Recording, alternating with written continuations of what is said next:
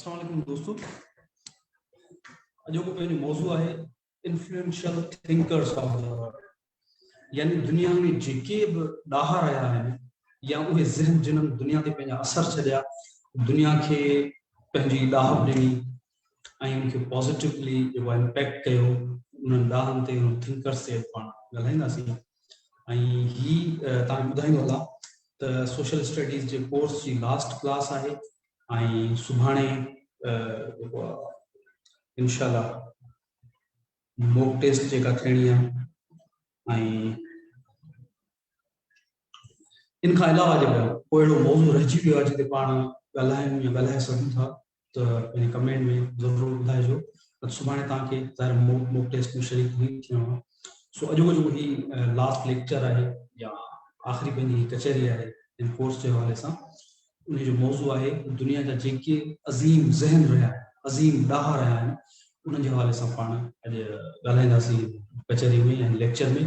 हू त तमामु वॾी लिस्ट आहे अहिड़नि ज़हननि जी या अहिड़नि माण्हुनि जी जिन दुनिया खे पंहिंजे ज़हन जे ज़रिए, पंहिंजे इल्म ॾाह ऐं पंहिंजे यानी कि नज़रियनि जे ज़रिए, पंहिंजे कमनि जे ज़रिए पॉज़िटिवली जेको आहे मुतासिर कयो, इम्पैक्ट कयो या दुनिया खे पॉज़िटिवली जेको आहे बहितर बणाइण जी कोशिशि कई।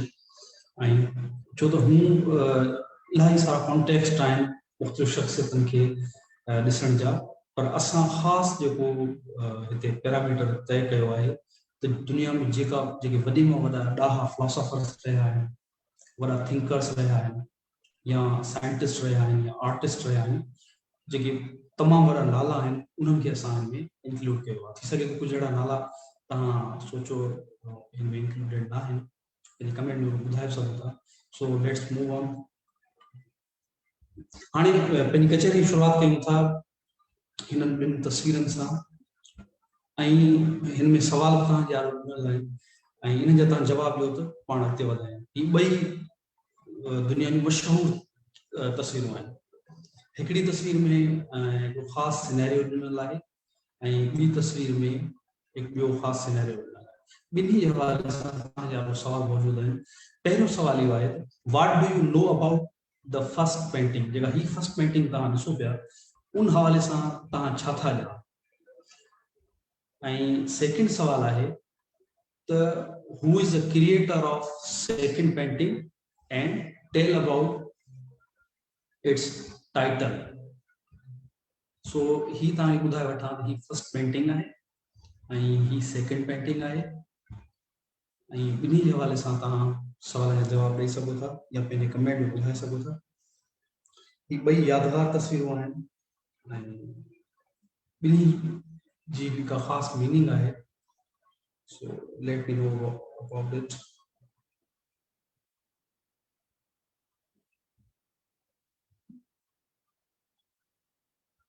आज मोहम्मद असलम चए तो अस्सलाम वालेकुम। वालेकुम सलाम। रोशन चए तो अस्सलाम वालेकुम। वालेकुम सलाम। मोहम्मद असलम जो जवाब अची वियो आहे पेंटिंग के हवाले सां। मोहम्मद असलम चए तो सुकरात ज़हर जो प्यालो पी रहियो आहे, हक़ सच जो पहिरियों शहीद। ठीक है।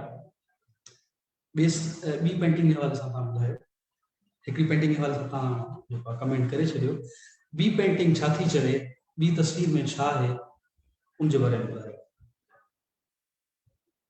छो त ॿई तस्वीरूं ॿिनि मख़सूस सिनेरियोस के सूरत हालनि खे वाज़ह थियूं कनि। ऐं ॿी तस्वीर में ॿियो सवाल इहो बि आहे त इन जो जेको क्रिएटर आहे उहो केरु आहे ऐं जेको क्रिएटर आहे उहो तमामु मशहूरु क्रिएटर आहे। तस्वीर जो इलाही सारा कम थियल आहिनि।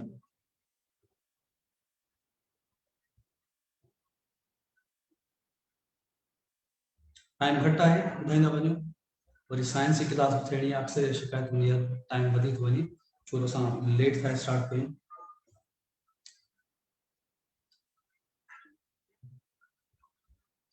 पहली तस्वीर हिकिड़े ख़ासि माहौल खे, हिकिड़े ख़ासि सूरत हाल खे ज़ाहिर थी करे ऐं ॿी तस्वीर पिण उन जो टाइटल ॿुधाए सघो था। ॿी तस्वीर टाइटल ऐं उनजे क्रिएटर जो नालो।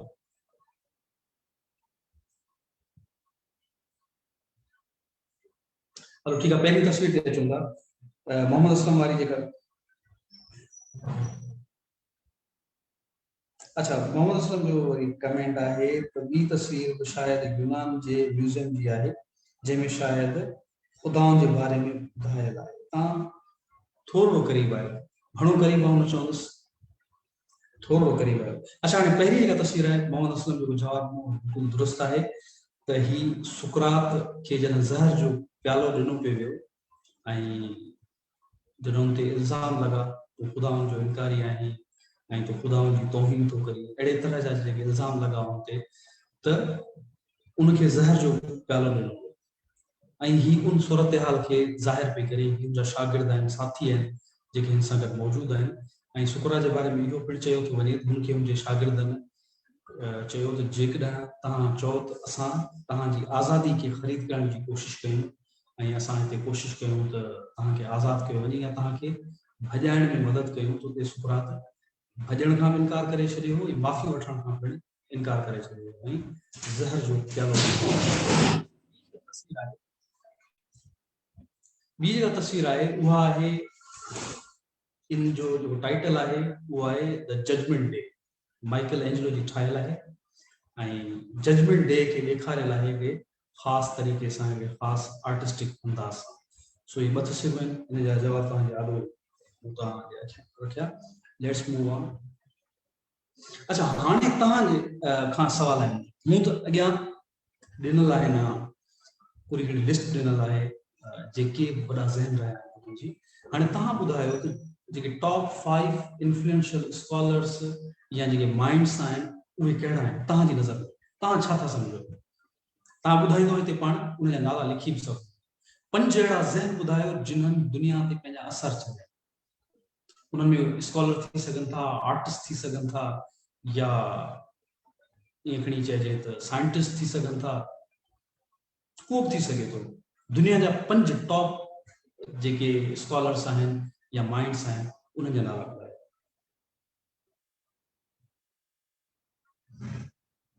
अहिड़ा माण्हू, अहिड़ा ज़हन जिन दुनिया खे पॉजिटिवली इम्पैक्ट कयो।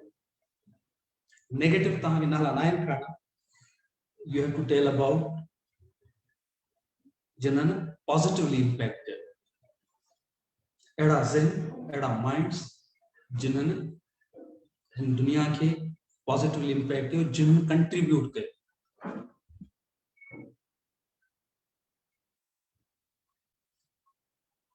अच्छा, मोहम्मद असलम चए थो सुकरात, अफलातून, कार्ल मार्क्स ऐं लेनिन। ठीक है, तव्हांजी नज़र में ये है। अच्छा, मकसूद अली चए थो सुकरात ऐं आइंस्टाइन। ठीक है, ॿियो को दोस्त? को बि तव्हां नालो खणी सघो था, हिते ओपन फोरम आहे ऐं हिते को न वरी कंहिंखे मार्कूं मिलणियूं आहिनि हिन ते, न वरी कंहिंखे का तनक़ीद ॾिसणी। तव्हां ॿुधाए सघो था त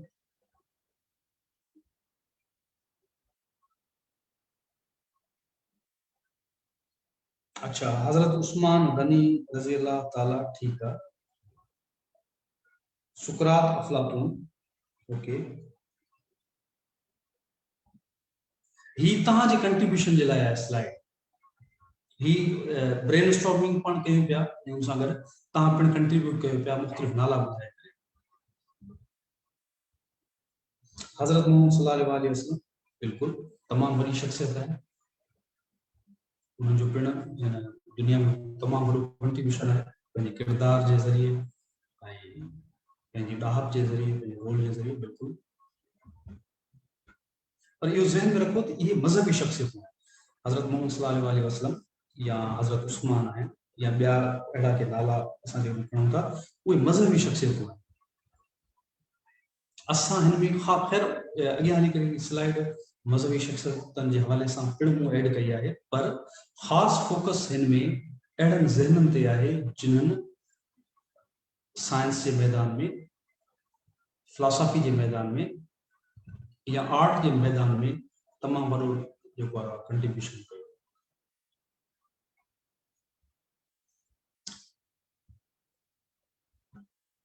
हाणे अॻियां हली करे जेके स्लाइड्स मौजूद आहिनि ऐं जेके शख़्सियतूं हिते ॾिनल आहिनि, अच्छा शेक्सपियर बिल्कुलु, अलबेरूनी ज़बरदस्त। हाणे इहो नाला आहिनि जेके अॻियां हली करे तव्हां स्लाइड्स ते ॾिसंदव। ही तव्हां अॻियनि स्लाइड्स खे कंटिन्यू पिया कयो, उन्हनि जे हवाले सां ई ॿुधायो। अच्छा, क्रिस्टोफर कोलंबस वॾो ज़हन न हो, हिकिड़ो एडवेंचर हुन ज़रूरु कयो, पर उनखे तव्हां हिकिड़ो वॾो ज़हन नथा, कहिड़ी हुन थ्योरी ॾिनी, कहिड़ो नज़रियो ॾिनो जो दुनिया खे फ़ाइदो पए, को बि न। हुनजो कोई अहिड़ो आइडिया ॿुधायो, हुन हिकिड़ी अहिड़ी लैंड हथ कई जिते कोई माण्हू रहंदा हुआ, इहो को कमाल न आहे। असां जिन माण्हुनि जे बारे में ॻाल्हि पिया कयूं, उन्हनि कमाल कया, जिन्हनि पंहिंजनि आइडियाज़ जे थ्रू, पंहिंजनि थ्योरीज़ जे थ्रू, पंहिंजनि कंट्रीब्यूशन जे थ्रू दुनिया खे पॉजिटिवली इम्पैक्ट कयो, कंट्रीब्यूट कयो, जंहिंजो सलो तव्हां अॼु बि कंहिं न कंहिं अंदाज़ सां जेको आहे तव्हांखे मिली रहियो, ॾाहब जे मैदान में, इल्म जे मैदान में।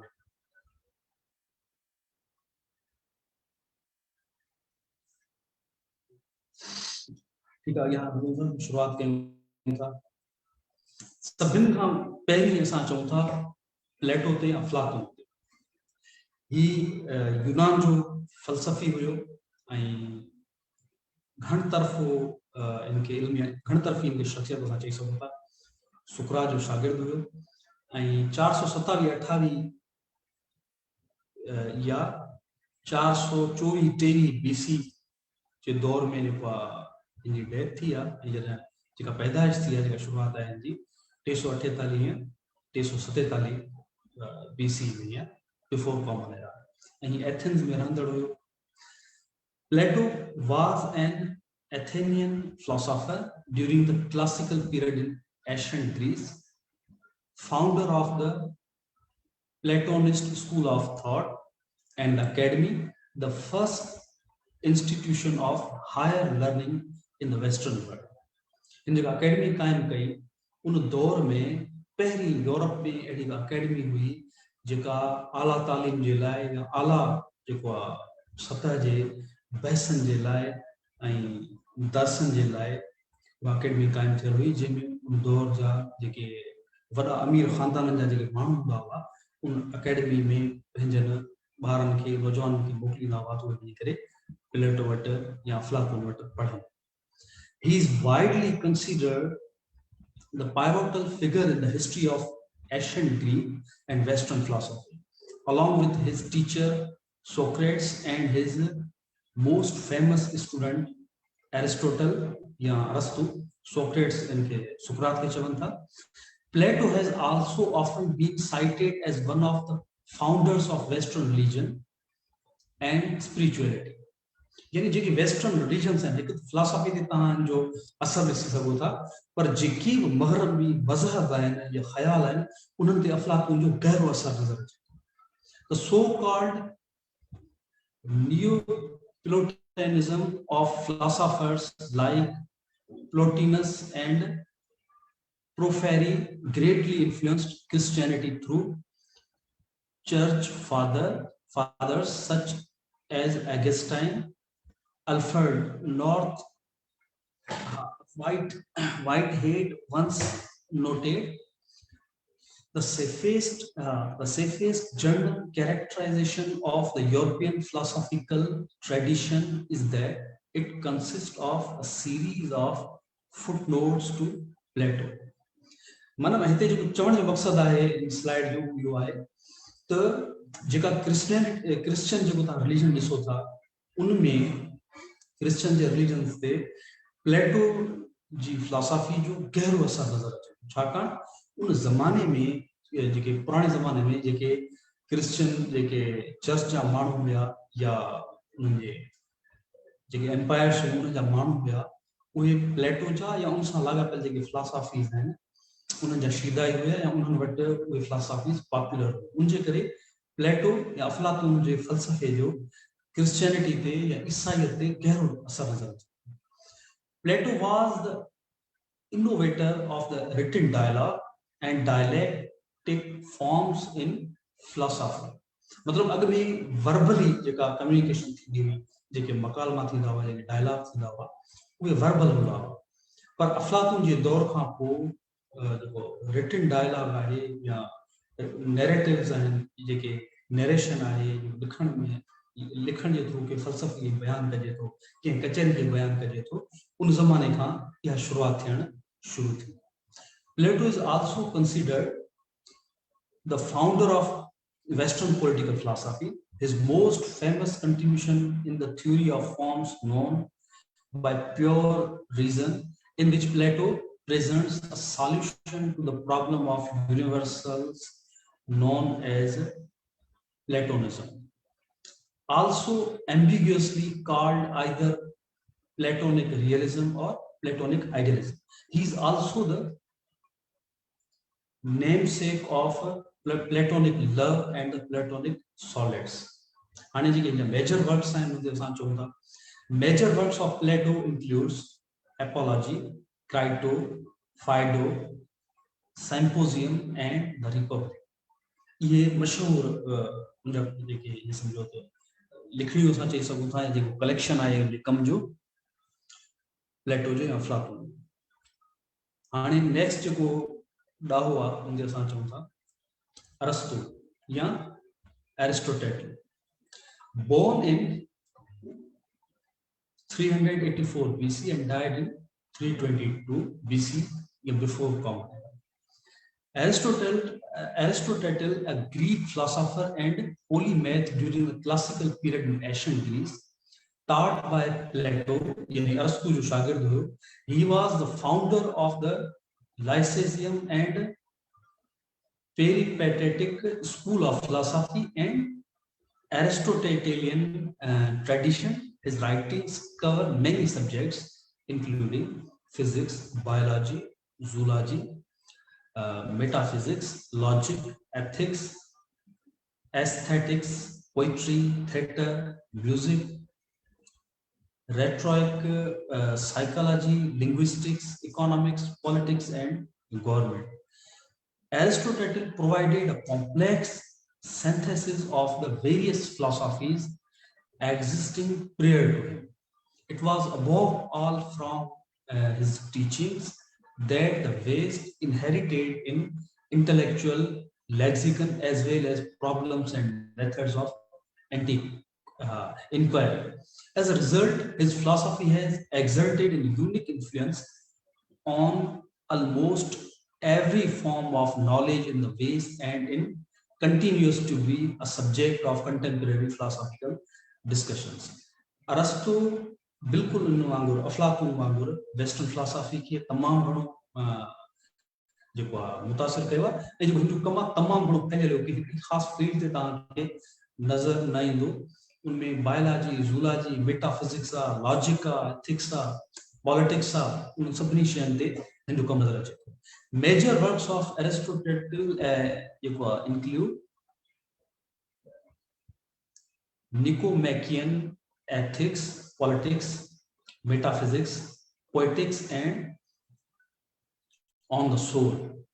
डी एनिमा के चवंदा आहिनि हाणे हिते तव्हांजे लाइ मूं वटि हिकिड़ो सुवाल आहे त दुनिया जो उहो कहिड़ो फातेह हुयो जिनखे अरस्तो तयारु कयो मतिलबु अरस्तो जो उस्ताद कंहिं बि अहिड़े फातेह जो तव्हां नालो ॿुधायो जेको शागिर्द हुयो अरस्तो जो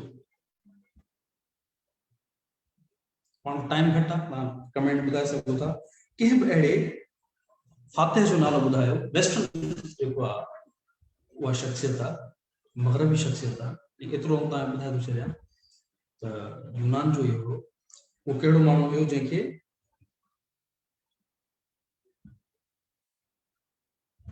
मोहम्मद असलम चए थो सिकंदर आज़म बिल्कुलु दुरुस्त छो टाइम घटि आहे वधीक डिस्कशन ते कोन था वञूं त बिल्कुलु सिकंदर आज़म जेको हुयो उनखे ई अरस्तो तयारु कयो हुयो ऐं उनजो उस्ताद उन खां पोइ जो वॾो ज़हन असां वटि इस्लामी दुनिया में नज़र अचे थो ॿिया धर्म उहे यूनान जा हुया पर इस्लामी दुनिया में जाबिर इब्न हयान तमामु वॾो नालो तमामु घणो हिन इन्फ्लुएंस कयो उन दौर जे इस्लामी स्कॉलर्स खे इस्लामी जेके ज़हन हुया उन्हनि खे ऐं उनखां पोइ वेस्टर्न वर्ल्ड खे जाबिर इब्न हयान तमामु घणो मुतासिर कयो ऐं जेका बाद में वेस्टर्न साइंस आहे केमिस्ट्री आहे उहा इन जे लिखणियुनि खां इन जे कंट्रीब्यूशन सां तव्हांखे इंस्पायर थियल नज़र आहे Abu Musa Jabir ibn Hayyan, commonly acknowledged as Jabir चौंदा इनके Western world में उन ज़माने में चौंदा हुआ, was a Persian born in 721 AD. His main interests were alchemy, chemistry, astronomy, astrology, medicine and pharmacy, philosophy, physics, and was also a philanthropist. Jabir's original works are extremely exoteric and secure. Up till today, nobody knows what the codes are. He was also known as the father of chemistry due to his great influence in the chemistry. अच्छा हिकिड़ी शइ ते तव्हांखे ॿुधायां तो जाबिर इब्न हय्यान जो जेको कमु आहे उहो सही तरीक़े सां अञा ताईं बि सहिड़ियल न आहे, बल्कि जेके में वॾा ॾाहा हुया या जेके वॾा साइंटिस्ट हुया, स्कॉलर्स हुया, उन्हनि जो जेको कमु आहे जेका रहिजी वेंदो हुयो या जेकॾहिं केरु उनखे कलेक्ट न कंदो हो या पब्लिश न थी सघंदो हो या उनखे केरु सहिड़ींदो न हो, त जेको जो कंट्रीब्यूशन आहे या जेतिरो जो कंट्रीब्यूशन आहे उहो सही तरीक़े सां नज़र न ईंदो। सो जाबिर इब्न हय्यान जी कहाणी बि आहे इन हवाले सां काफ़ी कंफ्यूजन आहे ऐं इहा पिणु कंफ्यूजन आहे। कुझु माण्हू इहो चवनि था त आया जेके लिखियूं जाबिर इब्न हय्यान जे नाले सां बाद में छपियूं या मशहूरु थियूं, आया उहे वाकई उनजूं हुयूं कि ॿिए जो कंट्रीब्यूशन पिणु शामिल आहे, या इहो पिणु सवाल उथारियो थो वञे त जेको कमु या जेको पब्लिश थियल मवाद आहे जाबिर इब्न हय्यान जे नाले सां, आया उहो ई आहे या इन खां वधीक ॿियो मवाद पिणु हुयो। सो इहे सवाल उथारिया था वञनि जाबिर इब्न हय्यान जे हवाले सां। Popularly known as the father of chemistry, Jabir's works contain the oldest non-systematic classification of chemical substances and the oldest known instructions for driving an organic compound, ammoniac or ammonium chloride from organic substances such as plants, blood and hair by chemical means. His work also contained one of the earliest known versions of the sulfur-mercury theory metals, a mineralogical theory that would remain dominant until 18th century. यानी जेको जाबिर इब्न हय्यान जो जेको कमु आहे उनखे पंहिंजे कम जे करे या पंहिंजे कंट्रीब्यूशन जे करे फादर ऑफ द केमिस्ट्री चयो, ऐं उन खां अलावा हुनजो जेको इन्फ्लुएंस तव्हां 17वीं 18वीं सदी ताईं ॾिसी सघो था, जेको ऑर्गेनिक सब्सटेंसेस ते कमु कयो या ॿिया जेके केमिकल सब्सटेंसेस हुया उन्हनि जी हिकिड़ी ख़ासि तरतीब सां उन जेको आहे उनखे तरतीबवार लिखियो या तरतीबवार उनजी लिस्टूं ठाहियूं, उन कंपाउंड्स के हिकिड़े ख़ासि ऑर्डर में रखियो। उन वक़्त खां अॻु में उन कॉन्टेक्स्ट में उन ज़ाविये में केमिकल कंपाउंड्स के केरु उन तरीक़े सां न ॾिसंदो हो, न वरी उनखे उन ख़ासि सिस्टम जे तहत उनखे लिस्ट डाउन कंदो हो या उनजी क्लासिफिकेशन कंदो हो। पर इहो जाबिर इब्न हय्यान जे दौर खां थियणु शुरू थियो, उनजो contribution. There are about 600 Arabic works. हाणे इहो तमामु वॾो तादाद आहे, तव्हां अंदाज़ो लॻाए सघो था केॾो वॾो कंट्रीब्यूशन आहे जाबिर इब्न हय्यान जो। There are about 600 Arabic works attributed to Jabir ibn Hayyan that are known by name, approximately 215 of which are still extant today. Though some of these are full-length works, e.g. the great works on the specific properties, most of them are relatively short treatises or belong to larger collections, the 112 books, the 500 books, etc., in which they function rather more likely chapters. यानी कि chapters तौर पर असां चई सघूं था ये books आहिनि जेके मुख़्तलिफ़ hundreds में जेके नाला आहिनि। When the individual chapters of some full-length works are counted as separate treatises, the total length of the corpus may be estimated about 3000 treatises या chapters। टोटल मतलब इनके काउंट कजे चैप्टर्स में इन्हनि वर्क्स के यानी कंट्रीब्यूशंस के उन जो तादाद 3000 ते वञे।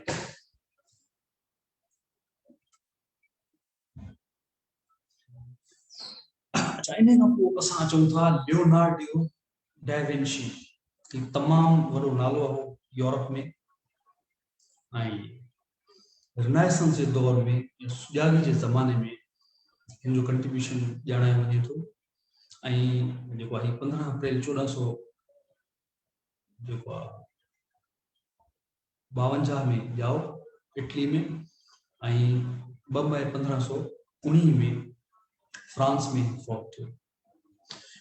Leonardo da Vinci was an Italian polymath of high Renaissance who was widely considered one of the most diversely talented individuals ever to have lived. यानी कि तमाम डाइवर्सली टैलेंटेड हुयो, मुख्तलिफ फील्ड्स में, मुख्तलिफ इल्मन में या मुख्तलिफ जेको स्कूल ऑफ थॉट्स जे असां जेका ॻाल्हि कयूं या मुख्तलिफ सेक्टर्स या फील्ड्स जी ॻाल्हि कयूं उन में हिन जो कंट्रीब्यूशन असांखे नज़र अचे थो। While his fame initially rested on his achievements as a painter, he also became known for his notebooks in which he made drawings and notes on science and invention. इलाही सारियूं अहिड़ियूं जदीद ज़माने जूं इन्वेंशन्स आहिनि जिन्हनि जे हवाले सां बुनियादी ख़ाका तव्हांखे उन जे डायरियुनि ते, उन जे नोटबुक्स ते मिलंदा। यानी कि हू तमामु वॾो क्रिएटर हुयो आइडियाज़ जो, नवनि ख़्यालनि जो, नवनि स्ट्रक्चर्स जो। These involve a variety of subjects include anatomy, astronomy, botany, cartography, painting, paleontology. Leonardo's genius optimized the Renaissance humanist ideas, and his collective works composed of contribution to later generations of artists rivaled only by that of his contemporary Michelangelo. जो अॻु में असां painting असां तव्हांखे ॾेखारी ऐं उहो ई हिकिड़ो कंटेम्पररी जो हमअसर हुयो उहो आर्ट जे मैदान में हिकिड़ी चइजे मुक़ाबिलो करे सघे। बाक़ी ॿियनि सभिनि खां जेको आहे दा विंची तमामु वॾो आर्टिस्ट हुयो ऐं हिन जा जेके कम हुया या जेके हिन जा ईअं खणी चइजे जेके पेंटिंग्स आहिनि उन में तव्हांखे कोड्स नज़र ईंदा या जेके लिकल मानाऊं नज़र ईंदा जेके बाद में वञी करे डिस्क्राइब थियूं आहिनि। इहो हिकिड़ो कमाल हुयो हुनजो। हाणे मशहूरु तस्वीरूं आहिनि लास्ट सफर आहे या वुमेन जो हेड आहे।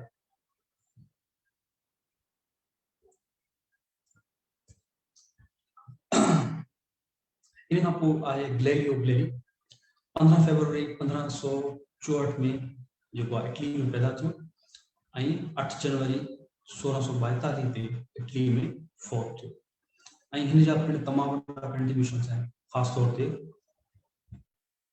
एस्ट्रोनॉमी के मैदान में। Galileo was an Italian polymath, astronomer, physicist, engineer, philosopher, and mathematician. He played a major role in scientific revolution of the 17th century. छाकाणि हिन जेके इन्वेंशन्स कयूं उन हिकिड़ो रेवोल्यूशन आणे छॾियो उन ज़माने में।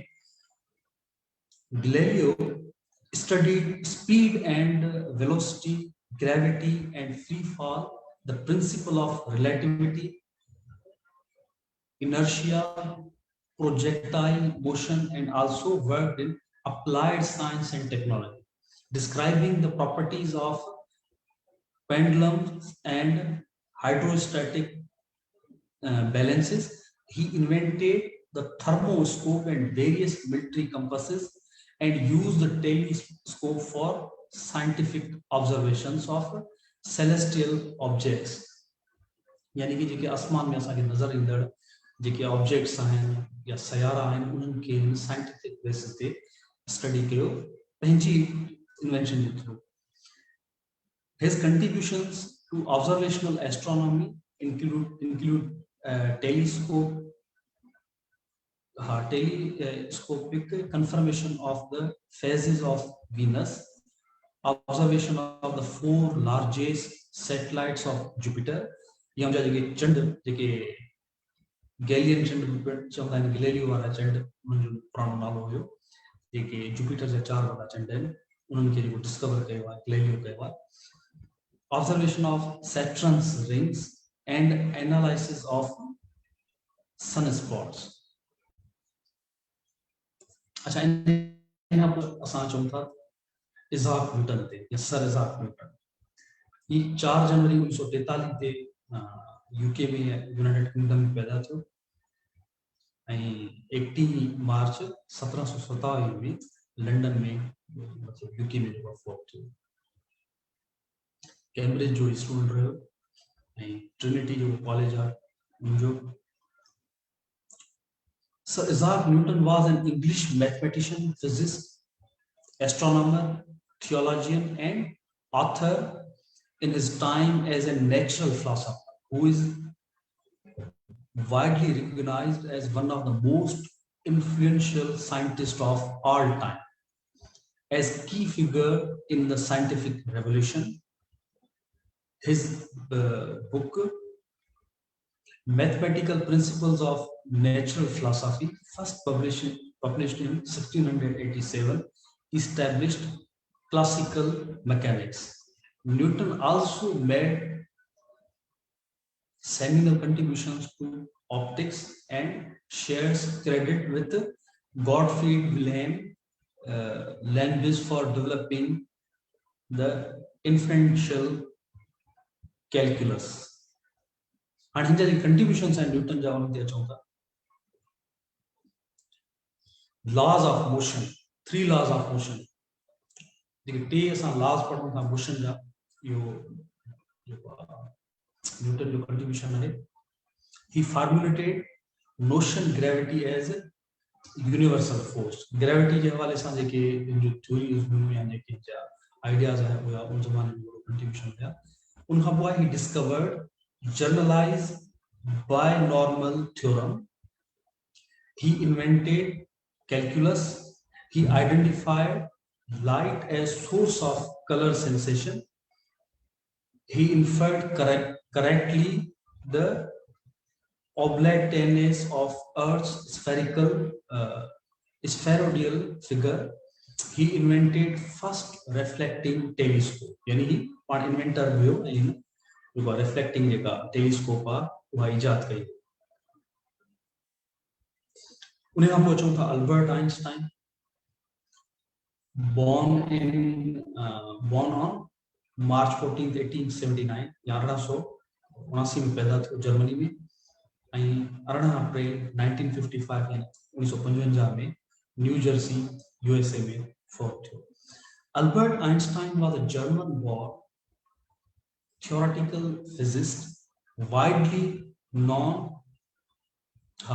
acknowledged to be one of the greatest physicists of all time. Einstein is known widely for developing a theory of relativity, but he also made important contributions to the development of the theory of quantum mechanics. Relativity and quantum mechanics are together the 2 pillars of modern physics. His mass energy equivalence formula, which arises from relativity theory, has been dubbed the world's most famous equation। यह equation है यार दुनिया जी सभिनि खां वधीक famous equation जेका तस्वर कई थी वञे वो आइंस्टाइन जी आहे। His work is also known for its influence on the philosophy of science। He received the Nobel Prize in 1921 in physics for his services to theoretical physics, and especially for his discovery of the law of photoelectric effect, a pivotal step in the development of quantum theory. His intellectual achievements and originality resulted in Einstein becoming synonymous with genius। मतलब अॼु बि जेकॾहिं असां कंहिंखे ॾाहो चवंदा आहियूं, genius चवंदा आहियूं यार हिकु सफ़ा वो आइंस्टाइन लॻो पियो आहे। यानी हुन जी ॾाहक, हुन जा जेके कंट्रीब्यूशन्स आहिनि उनखे एतिरो एक्नॉलेज कयो दुनिया में, असां हिनखे तशबीह तौर जे नाले खे वठूं था ही फलाणो माण्हू ॾाहो आहे Einstein.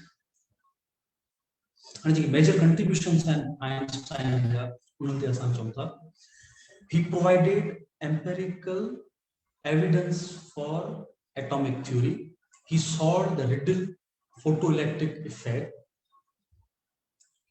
He proposed the special theory of relativity. He proposed general theory of relativity. He came up with the concept of raised energy through the equation. In collaboration with Bose, Einstein extended the idea to atoms, and this led to the prediction of existence of phenomena which became known as Bose-Einstein condensate.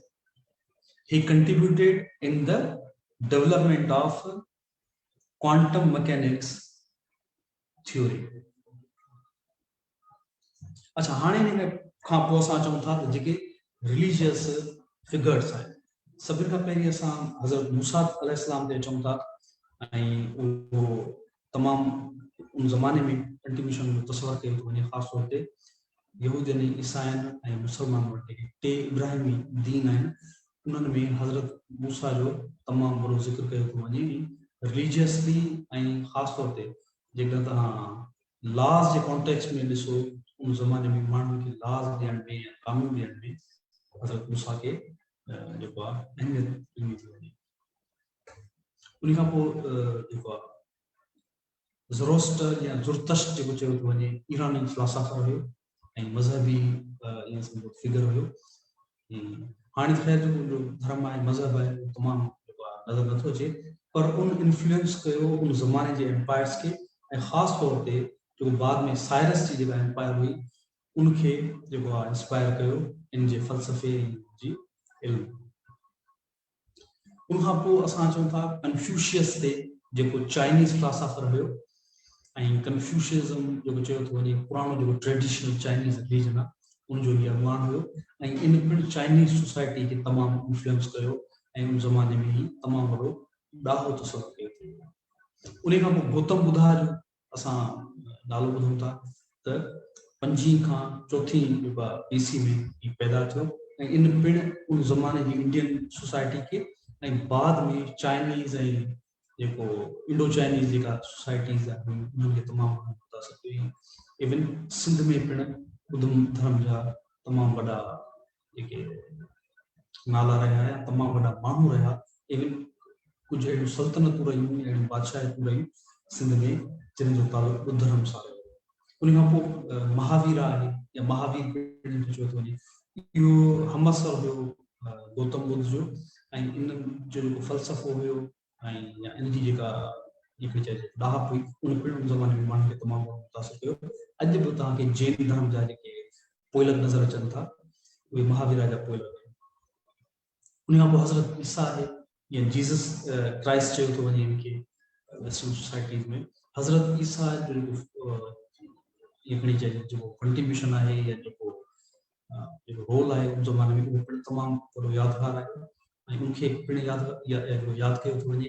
ऐं उन पोयां ई जेको आहे ईसाई जो जेको धर्म आहे या मज़हब आहे उहो ठहियो ऐं तव्हांखे बिलियंस जी तादाद में दुनिया में ईसाई नज़र अचनि था। ऐं आख़िर में जेको हींअर रिसेंटली ईअं खणी चइजे जेकॾहिं हिनखे कंपेयर कयूं पुराणे ज़माननि सां त नबी सल्लल्लाहु अलैहि हज़रत मुहम्मद सल्लल्लाहु अलैहि वसल्लम खे पिणु असां तमामु वॾो कंट्रीब्यूटर चई सघूं था इन कॉन्टेक्स्ट ऑफ जेको आहे फिलासफी या इन कॉन्टेक्स्ट ऑफ रिलीजन या दीन, छाकाणि उन ज़माने में जेका अरेबियन सोसाइटी हुई या उन सां लाॻापियल जेके ॿिया समाज हुया उन्हनि खे कंहिं ख़ासि दग ॾियण जे लाइ उनखे सुठे तरीक़े सां हलाइण जे लाइ उन ज़माने में जेको नबी साईं जो कंट्रीब्यूशन हुयो या संदन जेके कॉल हुया या संदन जेको किरदारु हुयो तमामु वॾो यादगार आहे, जेको अॼु ताईं अॼु जे ज़माने ताईं माण्हुनि खे इन्फ्लुएंस कंदो थो रहे ऐं उनखे पॉज़िटिवली उनजो इम्पैक्ट कंदो थो रहे।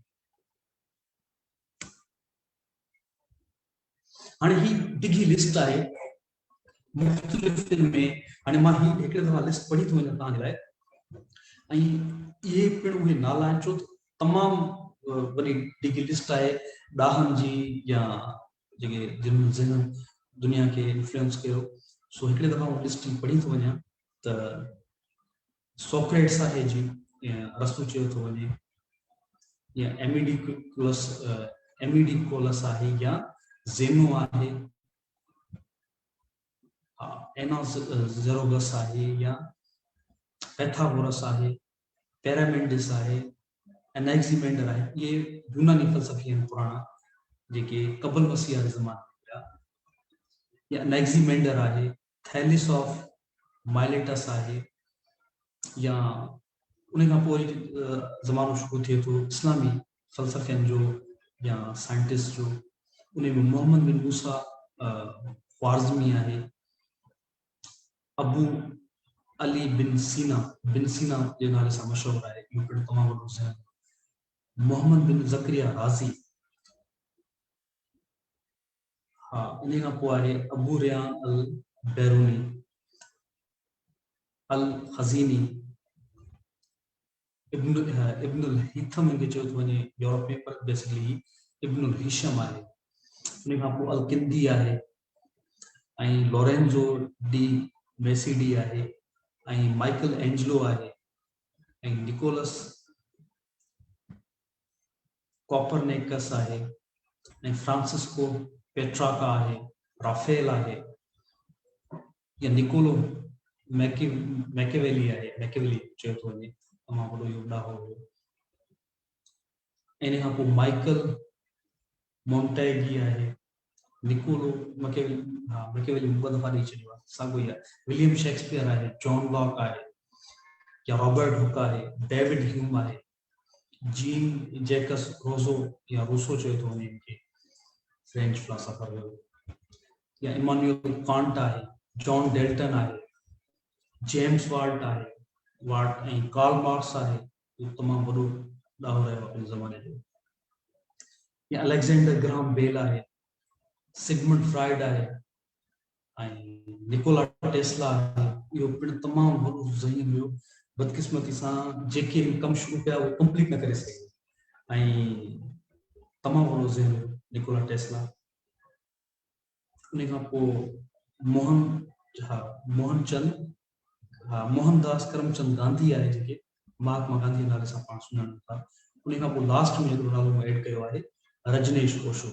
हाणे ही जेके लिस्ट में नाला आहिनि इन्हनि कंहिं न कंहिं तरीक़े सां इंसानी समाजनि खे, इंसानी ज़हननि खे इन्फ्लुएंस कयो आहे, उन्हनि ते असरु विधो आहे, पंहिंजनि थ्योरीज़ जे ज़रिए, पंहिंजनि आइडियाज़ जे ज़रिए, पंहिंजनि ॻाल्हियुनि जे ज़रिए, पंहिंजनि कंट्रीब्यूशन जे ज़रिए। इहे उहे ज़हन आहिनि जिन्हनि तमामु घणो माण्हुनि खे इन्फ्लुएंस कयो, ऐं पोइ बाद में जेके इल्मु अदब में, साइंस में, आर्ट में जेके कमु थिया आहिनि उहे कंहिं न कंहिं तरीक़े सां तव्हांखे इन्हनि ॾाहनि खां जेको आहे मुतासिर थियल नज़र ईंदा, या इन्हनि जे कम जो असरु नज़र ईंदो ॿियनि बाद जे माण्हुनि ते जिन्हनि जेको कंट्रीब्यूशन ॾिना आहिनि, या जिन्हनि कमु कयो आहे साइंस में, आर्ट में, या ॿियनि शयुनि ते। अच्छा, हाणे लास्ट में सुभाणे जेका मॉक टेस्ट आहे उन जे हवाले सां तव्हांखे ॿुधाए वेठा, त सुभाणे इंशाल्लाह जेको 5 वॻे मॉक टेस्ट थियणी आहे सोशल स्टडीज़ जी। उनमें जेके दोस्त आहिनि शरीक थियणु चाहिनि उहे शरीक थी सघनि था, ऐं जेका मॉक टेस्ट हूंदी उहा न सिर्फ़ सोशल स्टडीज़ जा जेके मौज़ू आहिनि उनमें शामिल हूंदा, करंट अफेयर्स आहे, जनरल नॉलेज आहे, हिस्ट्री आहे, ऐं सोशल स्टडीज़ सां लाॻापियल जेके मौज़ू आहिनि उहे शामिल हूंदा मॉक टेस्ट में, ऐं उनजा टोटल 50 सवाल हूंदा, ऐं 100 मार्क्स हूंदियूं उनमें, ऐं जेके बि दोस्त में शरीक थियणु चाहिनि था SSGP जे ऑफिशियल पेज ते शरीक थी सघनि था। ऐं इहो तरीक़ो सुभाणे मां दोहराईंदुसि, वरी आउं ॻाल्हि खे दोहरायां थो त जेके दोस्त रूल्स खे फॉलो न कंदा मॉक टेस्ट जे लाइ उनखे हिन दफ़े रिज़ल्ट में शामिल न कंदासीं। ऐं जेको बेसिक रूल आहे उहो इहो आहे त जेके बि तव्हां रेस्पॉन्सिस ॾियो था, भले खणी तव्हां उते कमेंट जे थ्रू उन टाइम ते तव्हां ॾियो, पर उन सां गॾु जेके तव्हां रेस्पॉन्सिस आहिनि उहे पने ते लिखी करे क्वेश्चन नंबर सां गॾु, मिसाल क्वेश्चन नंबर 1 नाम जो ऑप्शन तव्हां A या B मिसाल तौर सिलेक्ट था कयो, सही आहे, ईअं लिस्ट डाउन करे समूरा क्वेश्चन उनजे अॻियां सही ऑप्शंस उहा तव्हां तस्वीर कढी इनबॉक्स कंदो त जीअं तव्हांजे रेस्पॉन्सिस खे सही नमूने सां असां ॾिसी सघूं। ईअं न थिए जो सुभाणे तव्हां को दोस्त चवे या मुंहिंजो मार्क्स घटि आहियूं आहिनि, या छो त इहो ॾाढो मुश्किल हूंदो आहे सभिनी कमेंट्स खे वेही करे पोइ रिव्यू कजे, ऐं उन में इलाही सारो टाइम लॻंदो आहे। पर जेकॾहिं तव्हां पंहिंजा रेस्पॉन्सिस पेज ते पने ते नोट करे ऐं उन जी तस्वीर कढी करे तव्हां शेयर कंदो, इनबॉक्स कंदो, उहे आसानी सां रिव्यू थी सघनि था ऐं आसानी सां तव्हांजी रिज़ल्ट ठही सघे। सो अॼु पंहिंजी आख़िरी क्लास हुई ऐं इंशाअल्लाह सुभाणे पाण गॾु हूंदासीं मॉक टेस्ट में, ऐं उनमें जेके बि असांजा दोस्त आहिनि शरीक थियणु चाहिनि था उहे शरीक थी सघनि था। जीअं तव्हां अंदाज़ो लॻाए सघो तव्हांजी कहिड़ी तयारी आहे PST GST जे हवाले सां, ऐं जेका ही टेस्ट आहे न सिर्फ़ु PST GST जी टेस्ट जे लाइ तव्हांखे तव्हांजी तयारी जो ॿुधाईंदी, पर हू तव्हांजी नॉलेज केतिरी आहे ऐं तव्हां केतिरो ॼाणो था सोशल स्टडीज़ जे टॉपिक्स जे बारे में, उहो पिणु तव्हांखे ख़बर पइजी सघंदी ऐं तव्हां केतिरो अटेम्प्ट ॾेई सघो था मुख़्तलिफ़ टेस्टनि में, कॉम्पिटेटिव टेस्टिंग में, उनजो तव्हांखे अंदाज़ो थी सघे थो। सो सुभाणे जी जेका टेस्ट आहे उन में ज़रूरु शरीक थिजो त जीअं पाण गॾियल टेस्ट जे ज़रिए अंदाज़ो लॻाए सघूं असांजे दोस्तनि जी केतिरी तयारी आहे ऐं आया हू सुठे तरीक़े सां टेस्ट ॾेई सघनि था या न। छाकाणि सोशल स्टडीज़ जा, जनरल नॉलेज जा, करंट अफेयर्स जा काफ़ी सारा क्वेश्चन मुख़्तलिफ़ टेस्टनि में ईंदा आहिनि ऐं हिन जेको PST GST टेस्ट में इन जा क्वेश्चन शामिल। सो सुभाणे ताईं जे लाइ अलाह